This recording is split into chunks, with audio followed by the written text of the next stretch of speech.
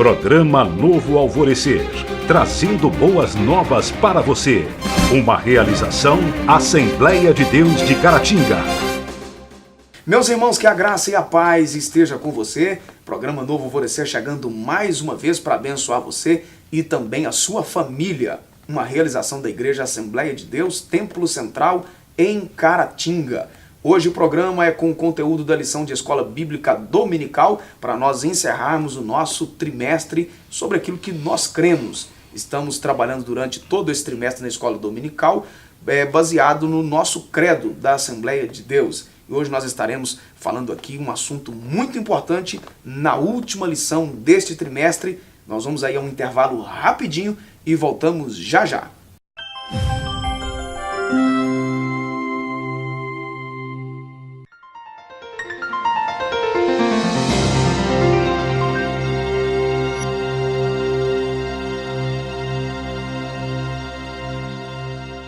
De volta com o programa Novo Alvorecer. Quem vai me ajudar aqui hoje é o pastor Saulo Sabino. Bem-vindo, pastor. Deus te abençoe. Obrigado mais uma vez. Terminando o trimestre aí, né? Passou tão rápido, né? Passa muito rápido, né? Foi uma lição bacana, né? Muito bom. Uma lição bacana. Lição de número 13 que nós estaremos estudando neste próximo domingo, dia 24 de setembro de 2017. O tema sobre a família e a sua natureza. O texto que nós estaremos trabalhando, o texto áureo aí, Gênesis capítulo 2, versículo 24. Portanto, deixará o homem, o seu pai e a sua mãe, e apegar-se à sua mulher, e serão ambos uma carne. A verdade prática, o casamento foi instituído por Deus e ratificado pelo nosso Senhor Jesus Cristo como união entre um homem e uma mulher, nascidos macho e fêmea. A leitura bíblica em classe, que é o texto completo que nós estaremos baseando o assunto de hoje, Gênesis capítulo 2, do versículo 18 até o versículo 24. Isso aí, pastor Saulo? Exatamente. A família é um assunto de interesse geral, diz o autor aqui na nossa introdução, e aí nós vemos no livro do Gênesis um breve e singelo relato sobre como tudo isso começou e também revela o propósito de Deus para a família. E aí uma frase interessante que eu achei que o autor colocou aqui: não existe prazo de validade para os princípios estabelecidos nessa narrativa e eles continuam valendo na atualidade. Exatamente. Não importa o que se faça, né, contra os princípios da Bíblia, concernente à família, o quanto se combata isto, o quanto se tenta perverter isto, eles continuam sendo, né, válidos para sempre. Sem um prazo determinado para um vencimento. Que é comum a gente ver pessoas que querem, na cabeça deles, atualizar algumas coisas. Eles dizem, como que pode aí, né, princípio ser estabelecido através de um livro que, né, escrito há tantos séculos e milênios atrás, uma cultura tão antiga, totalmente diferente do mundo moderno, mas isso aqui eu achei fantástico, que não existe um prazo de validade para os princípios pré-estabelecidos na palavra de Deus. Por mais que se avance, né, a ciência e todas as áreas da humanidade, mas o princípio para a felicidade do casamento continua o mesmo, do Gênesis, e vai continuar até se nós vivemos mais até o ano 50.000, né, vamos dizer assim, os princípios serão os mesmos e nunca vão perder a validade. Exatamente. Vamos lá então para nós entendermos aqui de uma maneira melhor a origem. Aí nós vamos falar sobre o homem e a mulher, a formação da mulher nesse primeiro tópico aí. No relato da criação, ambos aparecem juntos, mostrando igualdade. Aí o autor vai colocar mais no finalzinho desse subtópico que macho e fêmea, homem e mulher, como portadores da imagem de Deus. A diferença estava na sexualidade. Ao unir esse casal, Deus instituiu o que chamamos hoje de casamento. Então, indo por partes aqui, nós vemos que no início, o texto mostra aí que os dois aparecem juntos, mostrando igualdade. Nós vamos ver, né, um pouco mais à frente na lição, que o que vai trazer uma certa diferença entre homem e mulher na criação é justo após a queda. Mas de toda forma, mesmo após a queda, essa distinção de submissão, que a mulher se torna submissa, ainda assim a igualdade não é perdida. Né? A igualdade de seres, não, né? De seres, não. Agora é mais uma forma de governo, né? Para governar a família. Forma administrativa, né? Isso. Mas a igualdade de ser, o homem e a mulher não perderam e permanecem. Ainda assim, né? Apesar de algumas culturas terem levado a mulher a ser apresentada como inferior, mas é a cultura humana, não a palavra de Deus. Certo. Né? Porque é o que nós falamos anteriormente aqui sobre os princípios estabelecidos pela palavra de Deus. E os princípios estabelecidos pela palavra de Deus, o homem e a mulher são iguais. Não há distinção, são iguais. Ambos trazem a imagem de Deus.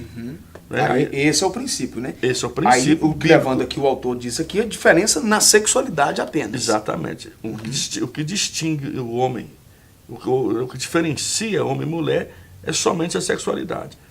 Mas em si, ambos trazem a imagem de Deus, porque a imagem de Deus no homem e na mulher também não está relacionada à sexualidade. Né? Não é relacionada a isso. É relacionada a caráter, a santidade e outras coisas mais. Sobre a formação da mulher, a Bíblia nos conta como a mulher surgiu na história humana. Curiosamente, a formação da mulher não aparece nos antigos registros do Oriente Médio. Aí nós temos o relato da criação em Gênesis, a formação do homem aparece uma vez só, mas a respeito da mulher, 6 vezes.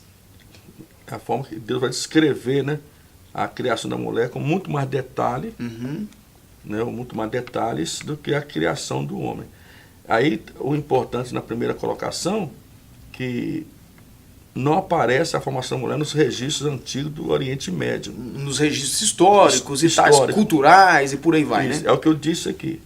Algumas culturas passaram a tratar a mulher como um ser uma peça inferior, né? Mas não na Bíblia. Aí nós vamos ver na Bíblia que a Bíblia já faz o contrário. Quando se relata sobre a criação do homem, a formação do homem, nós vemos uma única vez registrado isso. Quando vai falar sobre a mulher, já é mais detalhado. Né? Por 6 vezes vai se falar como que a mulher foi formada e também por que foi formada, qual seria a sua atividade, a sua utilidade para o homem.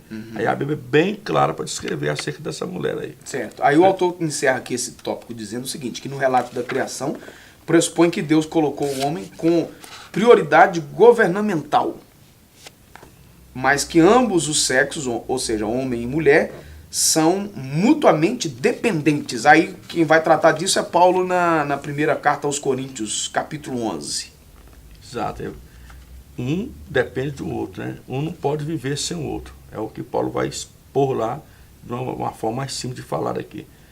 E novamente estamos vendo aí, né, que quando Deus coloca um homem como cabeça, é justamente, como eu falei aqui antes, é governamental, para o governo da família. Logo antes da queda não havia essa distinção, né? A mulher ser submissa ao marido. Mas após a queda, Deus já sabia que o lar, a família, a própria sociedade ia viver de forma diferente agora com a entrada do pecado no mundo. E seria muito mais difícil manter a unidade familiar, por causa justamente do pecado. E aí Deus vai organizar a forma que a família poderia sobreviver, como tem sobrevivido até hoje.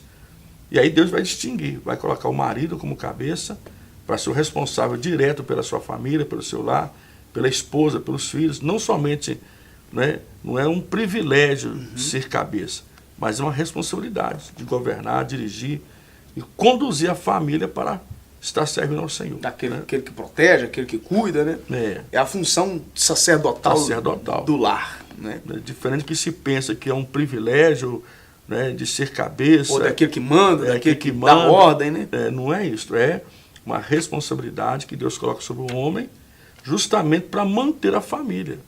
Porque isso não é família. Imagine, após o pecado, o mundo em si se torna caótico. Agora imagine uma família que não tem um governo, ou que todo mundo governa. Como seria essa família? Onde todo mundo manda? Onde todo mundo manda por causa da entrada do pecado. Aí viria o egoísmo, né? Viria o orgulho, igual veio, né? A falsidade, a mentira, o engano. Agora imagine a família sem ter uma estrutura de governo. Essa família teria falido há muitos anos. Ou até talvez deixaria de existir, até levando um caos à sociedade. Aí Deus vai organizar. visando o futuro. Aí Deus vai organizar. O marido é o cabeça, a mulher é sua ajudadora, é submissa a ele, né? E esse sentimento de governo do marido não é de status social de ser mais elevado, não. É para organizar e manter a família. Ok. Né? Tá certo. Nós vamos dar uma pausa aqui, nós vamos a um intervalo rapidinho e voltamos já já para darmos continuidade a esse importante assunto.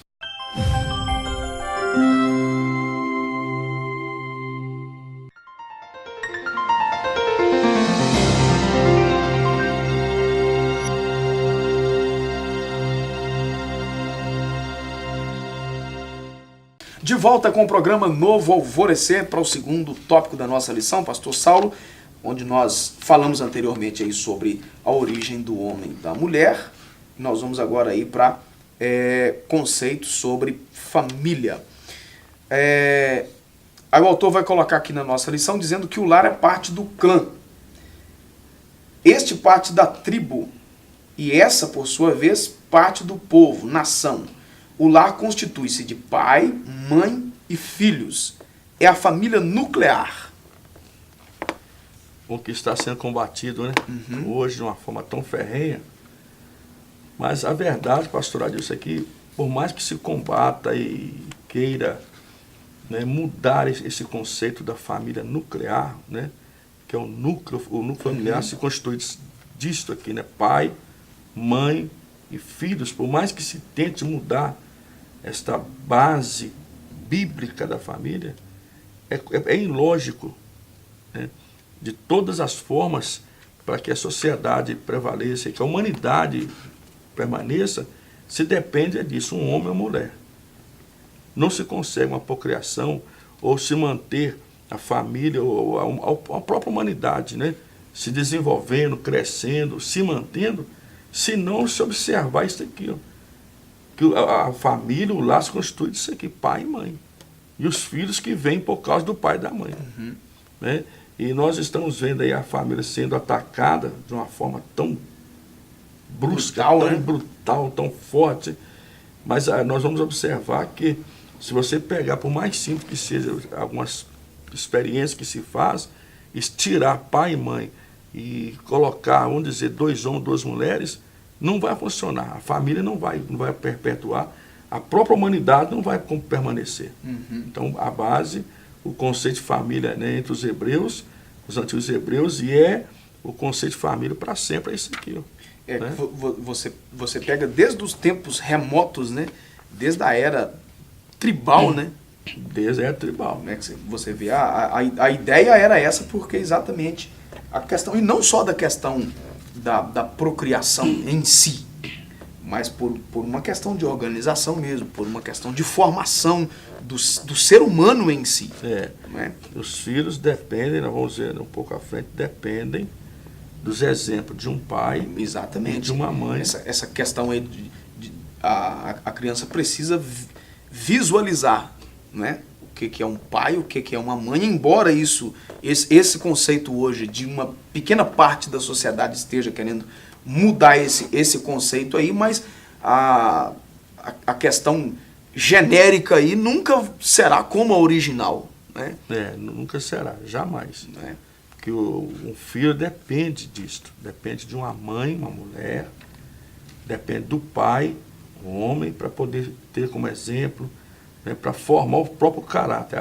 A sociologia, a psicologia diz que o que forma o caráter do filho, do homem, né, vem justamente disso, da mulher e de um homem, é que vai estar formando o caráter de uma criança.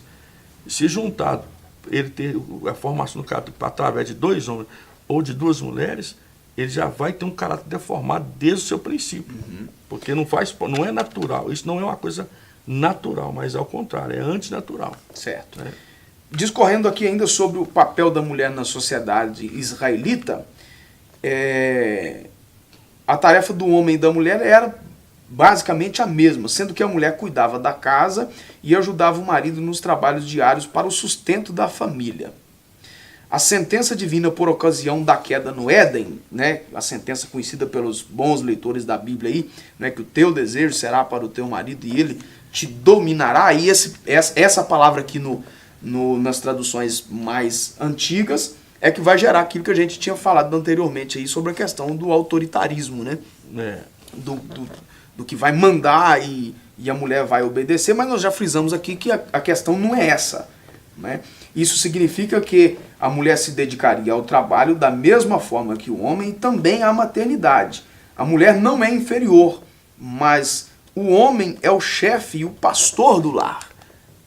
E aí, o que nós destacamos isso aqui nesse ponto aqui? A questão da mulher ajudar nos afazeres, aí nós parece que em um certo período da história aí recente, parece que a mulher perdeu isso um pouco da questão de ajudar no sustento do lar, mas ultimamente a gente vê que isso voltou novamente com uma força muito grande, né? Com a profissionalização da mulher, não é? Isso acabou entrando aí na sociedade e a gente tem visto aí um papel desempenhado do ponto de vista profissional da mulher que às vezes sobressai em algumas áreas muito melhor do que nós homens. Nós vemos na Bíblia, né, esse trabalho da mulher. Por exemplo, Raquel era pastora de ovelhas, né? Era uma pastora, ajudava a cuidar do rebanho da família. Então, esse princípio que a mulher também estaria trabalhando, ajudando no sustento da família, a gente vai ver isso, como está dizendo aqui, no antigo, né? No tempo antigo, dos patriarcas. Mas depois nós vamos vendo que parece que vai se perdendo isso, e a mulher passa a ser do lar, focada praticamente no lar. Mas apesar disso, ainda assim, mesmo sendo lá, era um trabalho de ajuda, né? Era um trabalho de ajuda e também a mulher cuidava muito, vamos dizer assim, dos animais domésticos da casa, estava ali, né, e auxiliando também. Mas hoje parece que voltou a um princípio que era aqui na era patriarcal, em que a mulher agora ela sai de casa para estar trabalhando e ajudando a sustentar a família. Eu acho interessante, essa semana eu visitei um casal, até um casal jovens, né, de 8 anos de casado, são jovens ainda, e os dois trabalham, marido e mulher. E eles criam projetos para todo ano, o que eles vão fazer todo ano. Este ano, por exemplo, eles investiram na casa, no lar, na construção da casa, no embelezamento da casa, fizeram um investimento na casa. Aí já estão com um projeto para o ano que vem de comprar um carro novo para eles. Aí os dois trabalham juntos no projeto que eles criam. Anualmente eles criam um projeto para eles investirem. Aí eu me lembrei, né, da lição aqui, eu me lembrei deles. É o que foi colocado aqui, os dois, marido e mulher, trabalhando juntos, um objetivo em comum para o bem de ambos. Isso é bacana, né? E não ficar, às vezes, a mulher trabalhar e pensar só em si. O homem trabalhar e pensar só em si.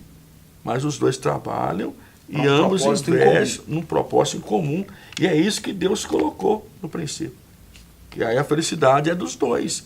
O que alcançarem, o que conquistarem, é os dois que vão usufruir daquilo. Uma casa boa, né? É um carro bom agora. Os dois vão estar usufruindo de um bem que os dois conquistaram. Certo. Né? Nós vamos aí a mais um intervalo e voltamos já já.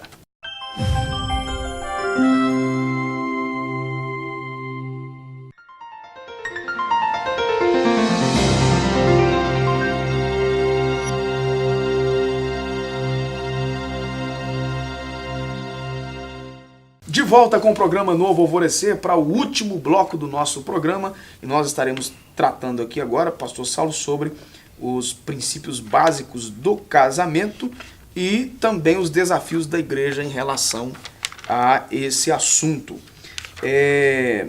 O autor diz aqui que o casamento é o mais fundamental de todas as relações sociais.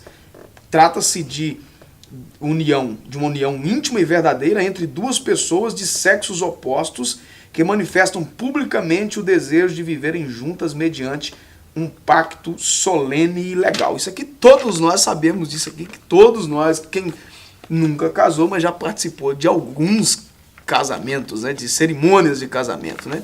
Aí aqui vai além não só da cerimônia, mas também do casamento em si, que é a união íntima e verdadeira entre duas pessoas de sexos diferentes. Né?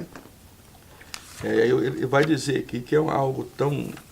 A intimidade do casal só não é maior, né, do que a intimidade, a unidade, a união que há entre a Trindade, o Pai, Filho e Espírito Santo. O que nós entendemos aí que é a unidade, a união de um casal, esse pacto solene do casamento, ele é muito forte, muito íntimo. A tal ponto, né, da Bíblia dizer, né, uma expressão muito conhecida também, a gente diz aí para os que leem a Bíblia, é que dois se tornam um, né? E ambos se tornaram uma só carne. Uhum. É quando ao se somar um mais um, não são dois, mas um mais um aqui é um, permanece um. Se forma uma só carne. Isso está mostrando a intimidade que é o casamento. É o Gênesis 2:24, né? A intimidade. Deixará o homem, o seu pai e a sua mãe, e apegar-se à sua mulher. Serão ambos uma só carne. A intimidade é tão forte, a união do casamento, que o casamento proporciona entre um homem e uma mulher, é tão forte que eles se tornam uma só carne. Uhum. E a gente vai descobrindo alguns detalhes de um casamento, quando o casamento vai se prolongando, como é o meu caso, que eu faço agora 32 anos de casado, que a gente, entre marido e mulher, passa a ver uma união tão forte, tão profunda, que acontecem algumas coisas no dia a dia, que parece que um lê o pensamento do outro, o outro adivinhou o que eu queria. Harmonia, não. Né? A harmonia é tão grande que a gente passa quase realmente a se fundir. Uhum. E aos olhos de Deus, a gente vai ver que os dois são uma carne só. Exatamente. Aí nós temos alguns princípios básicos sobre o casamento, que nós estaremos tratando aqui a seguir. Primeira coisa, o casamento ele é monogâmico, né? Depois ele é heterossexual. E depois, por último, também nós temos que o casamento é indissolúvel. O primeiro, monogâmico, quer dizer que é... Uma mulher. Ou um homem. Um né? homem é um homem para uma mulher. Né? Esses três princípios básicos estão justamente nesse versículo de Gênesis aqui. Portanto, deixar o seu pai, o varão, o seu pai e a sua mãe, apegar-se à sua mulher... Uhum. E ambos serão uma carne. Aí nisso aí nós vemos esses três princípios do casamento: monogamia, a heterossexualidade e também a insolubilidade do casamento. Aí a monogamia, no caso aí, é um homem e uma mulher. O varão deixará o seu pai pegar-se à sua mulher e não se apegará às suas mulheres. E nem vice-versa. Nem vice-versa. Então a monogamia está estabelecida aí. Ok. Aí depois a heterossexualidade, que é um dos princípios divinos da criação do homem e da mulher, é a procriação, que nós já falamos anteriormente, que é visando a conservação dos seres humanos. Macho e fêmea os criou e Deus os abençoou e disse, né, frutificar, multiplicar e encher a terra. Isso mostra que a diferenciação dos sexos assegura particularidades de cada um na união conjugal, postura necessária à formação do casal. O autor diz mais que o relacionamento sexual aprovado na Bíblia é o de um homem e uma mulher dentro do matrimônio. Um homem nascido homem e uma mulher nascida mulher. E ainda assim dentro do matrimônio. Uhum. Né? A relação que Deus aceita, a relação sexual que Deus aceita e dentro aprovada dentro de um comprometimento conjugal. Dentro de um comprometimento conjugal. E aí também uma coisa importante, que essa necessidade de ser um homem e uma mulher, para se formar a família, é talvez a base que parte é a procriação, mas também para que se conviva, precisa haver essa diferenciação de sexo. Porque a particularidade da mulher é uma e o do homem é outra. A própria psicologia afirma isso. E quando se casa, vai se complementar no outro. Exatamente, porque na verdade um homem nunca será completo num outro homem. No outro homem. Né? Por quê? E vice-versa. Por causa das particularidades de sexo, do masculino e feminino. Do aspecto feminino com o aspecto masculino. E quando se casa, o que há é uma união, é uma complementação. É por isso que a Bíblia diz que se tornam um. Porque um se complementa no outro e consegue essa união. Agora, como ficaria os mesmos gostos que o homem tem com outro homem sendo um casal? Aí é por isso que a Bíblia vai mostrar a mulher particularidades diferenciadas. Agora, isso aqui é um debate atual e um debate muito perigoso.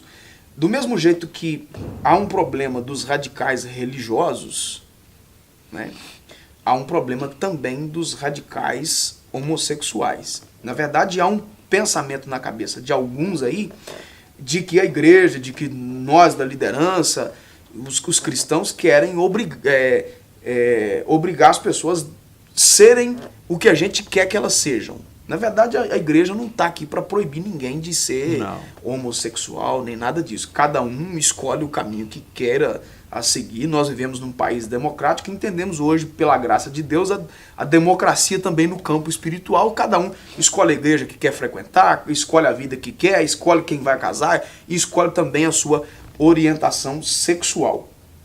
O grande problema é esse, que nós precisamos nos respeitar diante das nossas escolhas, mas ao mesmo tempo expressar também o nosso ponto de vista diante daquilo que nós cremos. O que nós cremos e que está baseado na palavra de Deus. Exatamente. Nós temos a Bíblia como nosso manual de regra, de fé e de prática, enfim. E aí nós entendemos então que o casamento ele é formado, né, por um homem e uma mulher nascidos, né, macho e fêmea, né?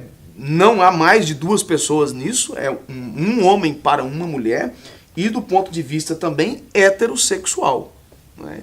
Agora, quem quer tomar caminho diferente, que responda por si só. Tem liberdade para isso. Não é? Tem liberdade para isso, sabendo que a palavra de Deus aponta isso como pecado. Aí o que nós vemos que é o mais grave nos dias atuais é isso. A igreja não pode obrigar alguém a aceitar o seu ponto de vista. Mas também, por outro lado... Não podemos ser obrigados a aceitar. Não podemos também a aceitar o que os outros querem. Nós temos liberdade de expressão também. Da mesma forma que o lado de lá tem, nós também temos. Só que isso é esquecido. Às vezes isso é esquecido por alguém. E nós temos o nosso direito de escolha também. A nossa escolha é crer e obedecer à palavra de Deus. É a nossa escolha que nós temos. E vamos fazer isso até o fim. Quem não quiser, que toma suas posições e pronto. Nós não vamos obrigar ele a acreditar no que nós acreditamos. E a última coisa aqui ainda sobre o casamento, é a sua indissolução, né? Ou seja, que o casamento vem desde a sua origem, serão ambos uma só carne, já foi dito aqui, e Jesus Cristo disse que nessa passagem então bíblica, que significa que o casamento é indissolúvel, né? Ou seja, o que vai separar apenas a morte. E eu acho interessante também que hoje o que separa o casamento, nós dizemos, é a morte. Mas quando Deus criou o casamento, a morte ainda não tinha entrado no mundo. Então o casamento foi feito quando Deus cria Adão e Eva e une os dois para nunca mais se separar. Porque não havia ainda a morte entrar no mundo. O que separa hoje por causa do pecado do casal é a morte. Mas no princípio não era para ser separado por nada. Então nós vemos que realmente o casamento ele é indissolúvel. Ele não deve ser desfeito. Ele deve se permanecer dentro daquilo que Deus programou. Hoje, e não é também na eternidade quem foi casado aqui continuar casado lá, né? A gente precisa entender, porque tem uma linha religiosa aí ensinando isso aí. Quem foi casado aqui continua. E o camarada que ficou viúva aí 2, 3 vezes aí. Eu conheço uma mulher que ela ficou viúva 2 vezes. Complicado. Aí já vamos continuar com a palavra de Deus. O Senhor já disse que não se casam e nem se dão em casamento. Na outra vida não há casamento. O que eu estou dizendo é assim, o princípio, porque também não havia um princípio para haver morte e nem para ter uma outra vida de outra forma. Para o casamento permanecer. Pastor, nós vamos aí para o último tópico da nossa lição, onde o autor vai colocar aqui sobre os desafios da igreja em relação a esses assuntos apresentados aí.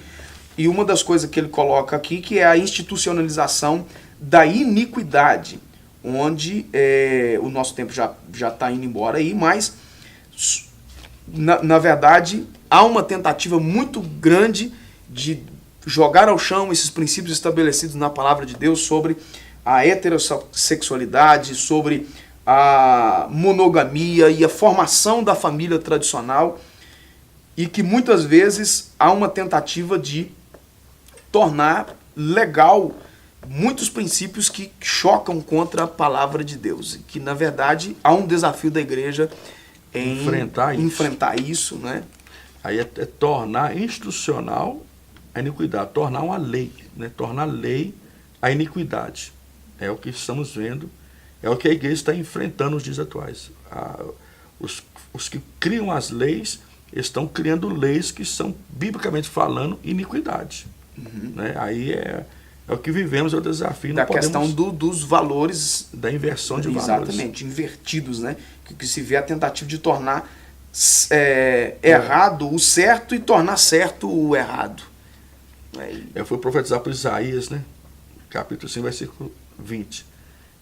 É o que vivemos, é o que na nossa atualidade estamos vendo diante dos nossos olhos aí. Que Deus tenha misericórdia de nós, da sua igreja, e nos dê força e coragem, né? Nós estamos terminando aqui, antes de nós irmos embora, aí o pastor Saulo tem aí a próxima lição que nós estaremos trabalhando no trimestre aí, um tema interessante domingo, sobre a salvação, não é? Está aí, convidamos, né?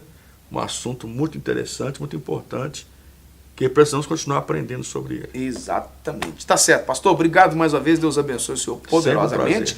Lembrando que aqui nós damos uma pincelada sobre o assunto de uma maneira mais detalhada, mais completa, onde você tem oportunidade de fazer perguntas, tirar as suas dúvidas, expor também as suas ideias. É na Escola Bíblica Dominical Presencial, que acontece aqui na nossa igreja, domingo às 8 da manhã. Aí você pode procurar aí uma igreja perto da sua casa e fazer-nos uma visita, e com certeza será uma alegria muito grande receber você. Você que acompanha a gente pela internet, nos templos da Assembleia de Deus no Brasil e outras denominações, você também tem a oportunidade de participar da Escola Bíblica Dominical. Nós vamos ficando por aqui, agradecendo você pelo seu carinho. Lembrando aqui que nós temos culto toda terça, quinta e domingo às 19 horas e será uma alegria receber você. Pastor, obrigado, Deus te abençoe. Amém. Você de casa, fique na graça e na paz e até o nosso próximo encontro. Programa Novo Alvorecer, trazendo boas novas para você. Uma realização Assembleia de Deus de Caratinga.